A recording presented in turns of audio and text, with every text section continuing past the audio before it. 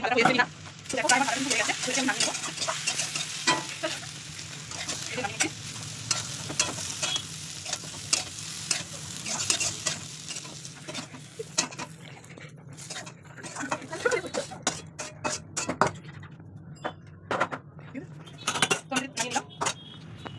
এখানে বাটা মশলা আছে, এখানে আছে টমেটো, আদা আর কাঁচা লঙ্কা বাটা, এখানে সাদা সরষে, কালো সরষে আর জিরে বাটা। ওকে, তো এখানে আমি তেল দিয়ে দিচ্ছি। তেল গরম হয়ে যাক। তো আপনাদের যখন নিরামিষ হবে সেটা ভীষণ খুব ভালো লাগে, একবার ট্রাই করে দেখবেন।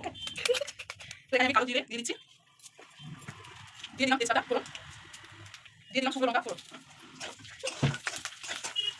এটাকে ভালো করে দিচ্ছি। দেখো হয়ে গেছে। এবার যে বাটা মশলাটা আছে সব ওইটা দিয়ে দেবো।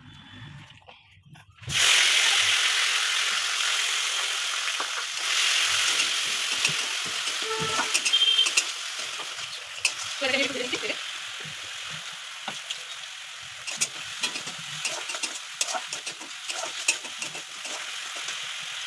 তো আমি এর মধ্যে হলুদ দেবো, দিলাম হলুদ,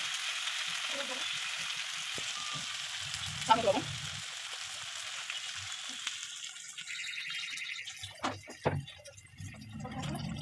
একটু স্লাইড লঙ্কা দিয়ে দেবো, স্লাইড দিলাম, ভালো দেবো।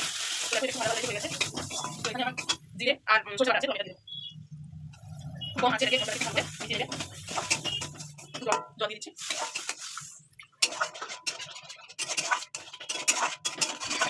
ভালো করে মশলাটাকে কষিয়ে নেবো, কাঁচা গন্ধগুলো চলে যায়।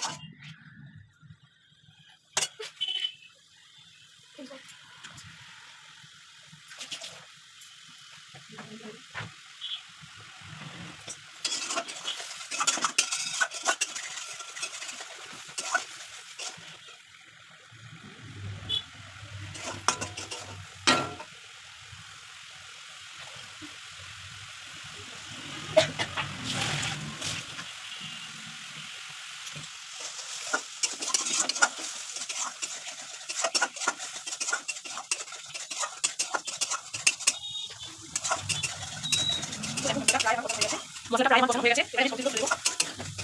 এই সবজি তুলে দিচ্ছি। তো সবজিগুলো ভালো করে মিশিয়ে নিচ্ছি। এবার আমি একটু হালকা জল দিয়ে কষিয়ে নেবো, জাস্ট হালকা একটু, জাস্ট হালকা একটু জল দিয়ে দিচ্ছি কষানোর জন্য।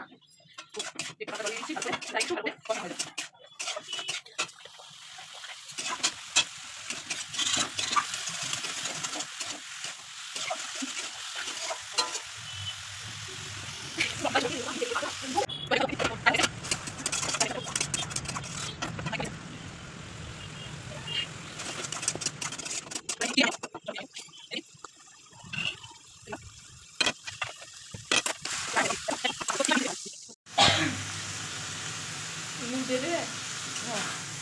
এই যে দেখো মশলাটা খুব ভালো করে আমার কষানো হয়ে গেছে।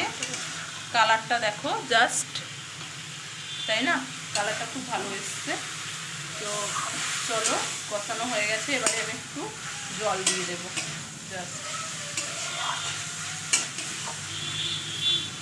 সবজিটা আলুটা সেদ্ধ হয়ে গেছে, একটু অল্প জল দিয়ে দেবো।